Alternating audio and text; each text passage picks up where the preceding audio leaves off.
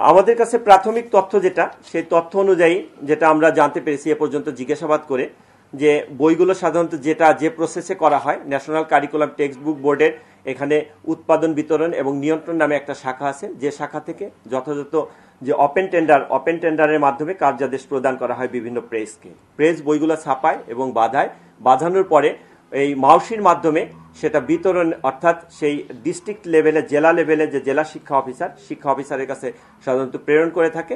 শিক্ষা অফিসার যেটা করেন, সেখান থেকে এটিও অর্থাৎ উপজেলা শিক্ষা অফিসারের কাছে প্রেরণ করে এবং সেখান থেকে সংশ্লিষ্ট স্কুলগুলোয় যায়।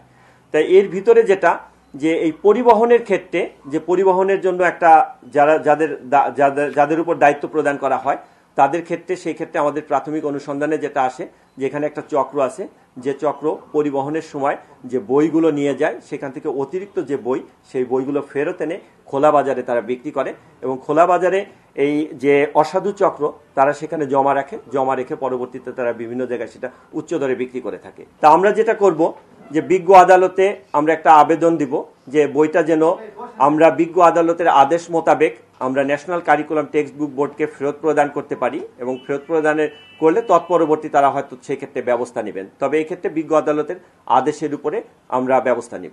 আমরা এ পর্যন্ত যেটা জানতে পেরেছি, মোট 116টি প্রেসে বই ছাপানো হয়। সেটা আপনার ঢাকা শহরের ভিতরে আপনার বাংলা বাজার আছে, আর অন্য বিভিন্ন জায়গা আছে। এছাড়া ঢাকার বাইরে নোয়াখালী, চট্টগ্রাম, যশোর বিভিন্ন জায়গায় প্রেসে বই ছাপানো হয়। অতিরিক্ত বই ছাপানোর যে বিষয়টা বলছেন, এটা আসলে তদন্তাধীন যে বিষয়, অনুসন্ধানাধীন বিষয়। এটার ক্ষেত্রে আমরা অনুসন্ধানে যদি পাই যে অতিরিক্ত বই এখানে ছাপানো হয়েছে, অবশ্যই আমরা সেই ক্ষেত্রে আইনানুগ ব্যবস্থা নিব। এটা আমরা খোলা বাজার থেকে নিয়েছি। খোলা বাজারে আপনার যেটা, যে এই বাংলা বাজারের ইস্পাহানি গলির যে গুদাম আছে, সেই গুদাম থেকে পেয়েছি। আমরা যেটা জানি যে আপনার এই বইগুলো সাধারণত সংরক্ষণ করা হয় এনসিটিভির দুটো গোদাম আছে, একটা হলো তেজগাঁ আর একটা টঙ্গীতে। যদি কোনো বই থাকে সেই ক্ষেত্রে সেখানে সংরক্ষণ করা হয়, এর বাইরে সংরক্ষণের কোনো সুযোগ নেই। বাইরে যেখানেই সংরক্ষিত থাকুক, সেটা আপনার অবৈধভাবে সংরক্ষণ করা হয়েছে মর্মে আমাদের কাছে প্রতীয়মান হয়েছে।